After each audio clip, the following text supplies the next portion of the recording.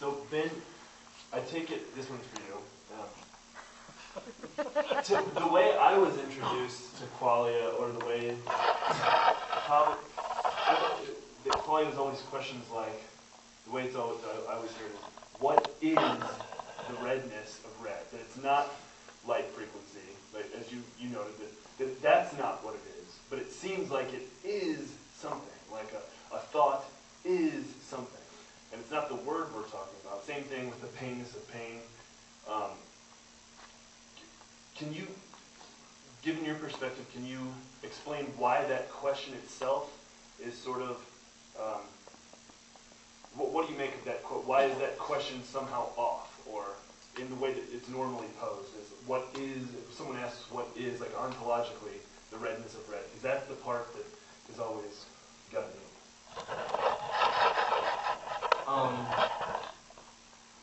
Yeah, I mean, I get the manner of confusion about that disconnect. I don't think the question is necessarily invalid. I mean, asking what is the redness of red, I mean, at least it has to refer to something. But I mean, I think like my presentation was basically about what should our expectations be in terms of understanding. And I think the redness of like calling it redness is the best label that we have to give a very sophisticated form of computation as it happens to us in our minds. And that to really get beyond that really does require building a quality machine, and it really does require breaking down that. I mean, the brain is just, it's the most sophisticated thing that we know of.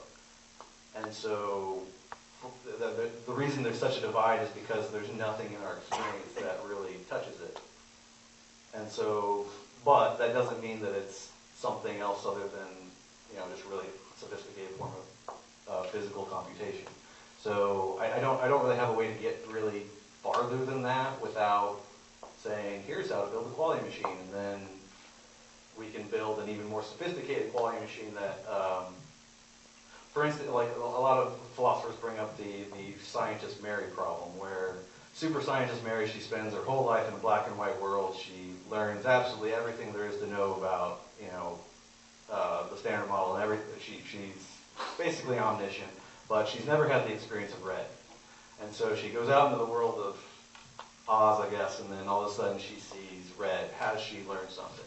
And the problem with that is that the human brain can't, that's the difference between an ability and knowledge. Like if we had robots that could do all sorts of things, they could take a physical theory and replicate that in any form that they wanted, because they would understand how to process that.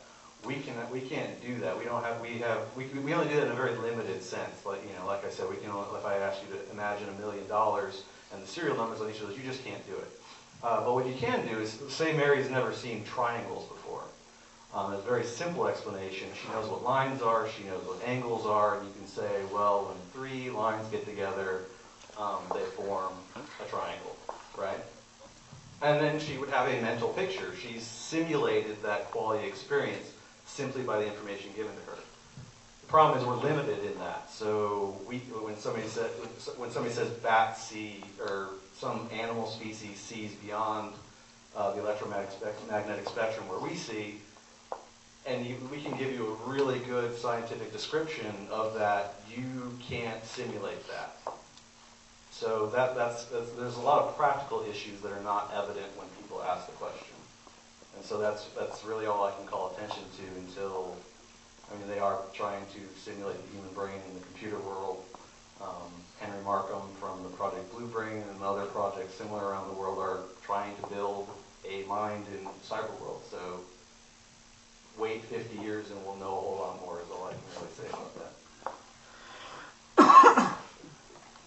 And that's really it. Unless you want to give a closing comment about anything that you want. I'll just make a closing comment about miracles. I believe there is possible as that resurrection description I made.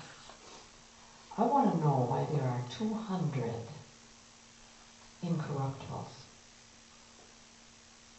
I want to know why there are 200 bodies that have never been decomposed and they're not embalmed.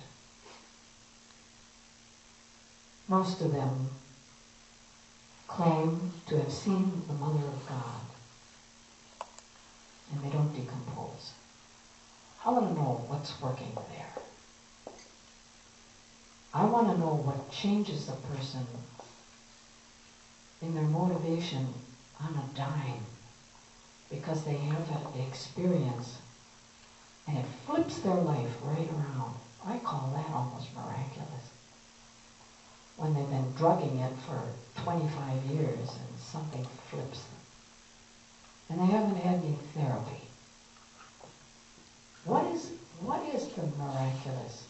Is it perhaps that an influence of energy, call it love, call it what you will, so impacts the human psyche that there is psychological and or physical change that defies the natural speed? What do we talk about? Why are there crutches hanging at Lourdes? Are all those people hallucinating that they were crippled? You know? What is this? I just want to say, why not? Why don't you have an imagination? You know, why should we stifle our imagination so much that we think it's not possible? That something could work out of the range of the laws as we know it. I have no problem with that. That's all I'll close on. Okay. Thank you for coming to Responsible Public Debate. Please thank our debaters, including me.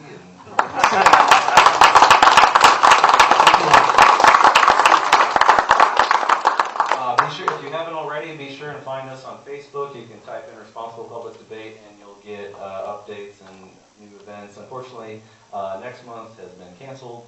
We'll debate together for that one, but the following months after that, we should continue on that. And have a safe trip home.